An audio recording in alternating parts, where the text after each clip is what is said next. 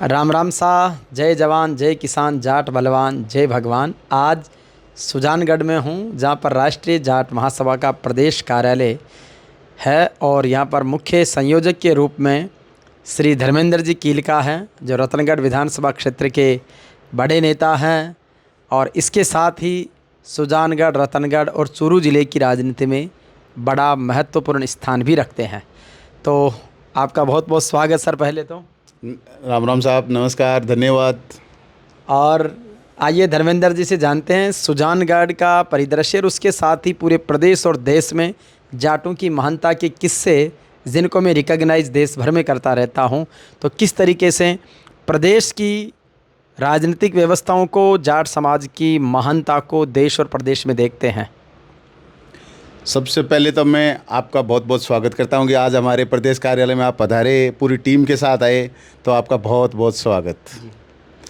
दूसरा मैं ये कह रहा हूं कि सुजानगढ़, तो यहाँ सुजान नागरिक रहते हैं, सुजान नागरिक है तभी इसका नाम सुजानगढ़ पड़ा है।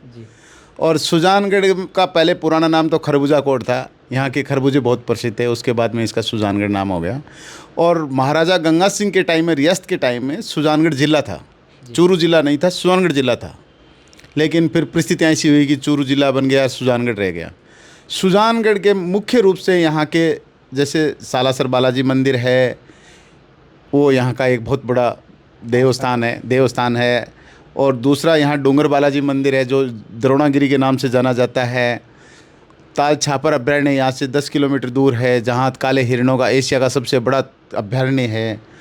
इसके अलावा यहाँ का सिंगी मंदिर है, वो बहुत प्रसिद्ध है। यहाँ का तिरुपति मंदिर है, वो बहुत प्रसिद्ध है। यहाँ सुजानगढ़ में तिरुपति जी का मंदिर है जो उत्तर भारत में पहला मंदिर है। तो यहाँ सुजानगढ़ में बहुत सब कुछ अच्छा है, हर चीज़ देखने को मिलती है सुजानगढ़ में। का एडीजे कोर्ट भी सबसे, हाँ, एडीजे कोर्ट भी भाई साहब ने बनवाया था, बहुत अच्छा बनाया उस समय। और एडीजे कोर्ट भी आप देखो, बड़े जोधपुर, जयपुर जैसी सिटी में होता है, वैसा एडीजे कोर्ट सुजानगढ़ में है यहाँ की बिल्डिंग। और उसके जिला नहीं बनने का एक अफसोस तो है, जिला नहीं बनने का हमारे को बहुत बड़ा दुख है, अफसोस नहीं, बहुत बड़ा दुख भी है कि जिले जितने भी हैं उनमें सबसे ज़्यादा क्वालिफाई करता तो वो सुजानगढ़ करता था। जितने ये 19 ज़िले बनाए उनमें सबसे नंबर 1 सुजानगढ़ था। वो जिला बनेगा तो सुजानगढ़ बनेगा। लेकिन इसके पीछे भी एक कारण रह गया कि हमारे मास्टर भंवरलाल मेघवाल जी होते तो मैं तो ये कह रहा हूँ, या तो जिला राजस्थान में एक ही बनता ही नहीं, बनता तो एक नंबर पर सुजानगढ़ बनता। लेकिन समय की परिस्थिति है, वो भगवान ने उनको यहाँ रहने नहीं दिया, क्योंकि उनको ऊपर भी जरूरत होगी तो वो ले गए। तो कुल मिला के अब सुजानगढ़ को यदि सीएम साहब बीजेपी के आ गए और ज़िला बना दे तो बहुत अच्छी बात है।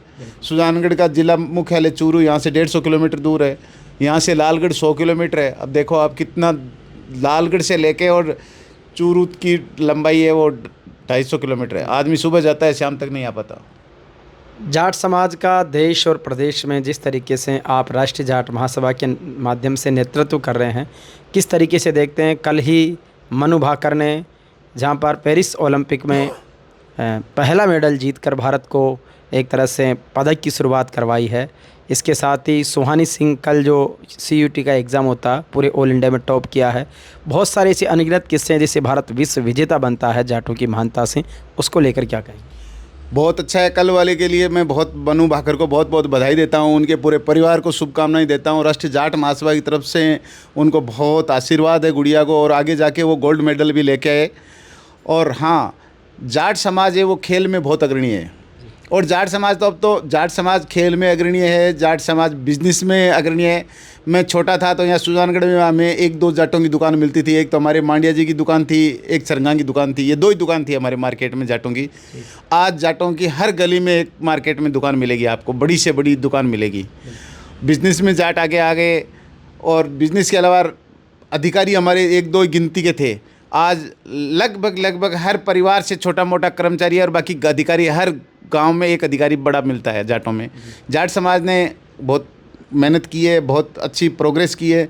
और 1995 से पहले हमारे गांव में जाटों के पास 1-2 घर में पैसा होता था, किसी के पास पैसा नहीं होता था। आज तो हर घर में सक्षम है, जाट समाज इतना सक्षम हो गया है 25 साल में, बिजनेस से, प्रॉपर्टी से, हर तरीके से काम करता है। पहले यहाँ स्कूल हमारे, एक जाजोदिया होती थी, एक PCB होती थी, एक कोई अग्रवाल होती है, वो एक और होती थी। अब यहाँ पे जाटों की बड़ी बड़ी स्कूलें हैं सुजानगढ़ में, जो आसपास में नहीं मिलेगी आपको। सांडवा क्षेत्र में जाटों की बहुत बड़ी स्कूलें, कॉलेजें हैं। शिक्षा में भी जाट समाज ने बहुत अग्रणीय भूमिका निभाई है। तो शिक्षा से लेकर प्रशासन और खेल तक लगातार आगे बढ़ रहे हैं। और कोई विशेष संदेश सामाजिक समरसता को लेकर आप देना चाहेंगे? हाँ, जाट समाज में एक बड़ी कुरीति है नशावर्ती की। वो यदि थोड़ा सा इन युवाओं को जाट समाज में अपन उनको समझाइश करें, उनके परिजन समझाइश करें और युवाओं को नशे से रोकें, तो जाट समाज एक दिन बहुत बड़ा समाज बन जाएगा, जो इस देश में नंबर 1 कहलाएगा कि एक जाट समाज हुआ है।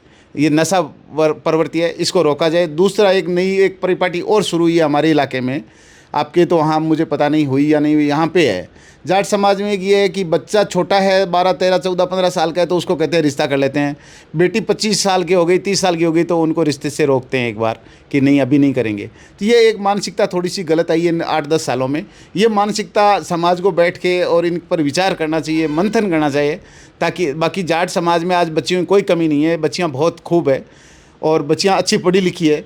इनमें एक कारण ये भी हुआ है इसकी कमज़ोरी कि बच्चे हैं वो पढ़ाई में थोड़े कमज़ोर हो गए, सर्विस में भी कम हो गए, नशा प्रवृत्ति की ओर बढ़ रहे हैं। और लड़कियां आज अग्रणीय हो रही है, जो शिक्षा में भी है, खेल में भी है और सर्विस में भी आगे जा रही है। तो इसका एक कारण ये है। तो इस पर अपने को बैठ के, पूरे समाज को बैठ के मंथन करना चाहिए और इनके बारे में सोच विचार करना चाहिए। बिल्कुल। तो ये थे हमारे बीच में धर्मेंद्र जी कीलका, जिन्होंने समाज के हर मुद्दे को छुआ है और महसूस करते हैं कि समाज और प्रगति के नए सोपान तय करें। बहुत बहुत धन्यवाद सर। धन्यवाद, थैंक यू। राम राम साहब, जय तेजा जी की।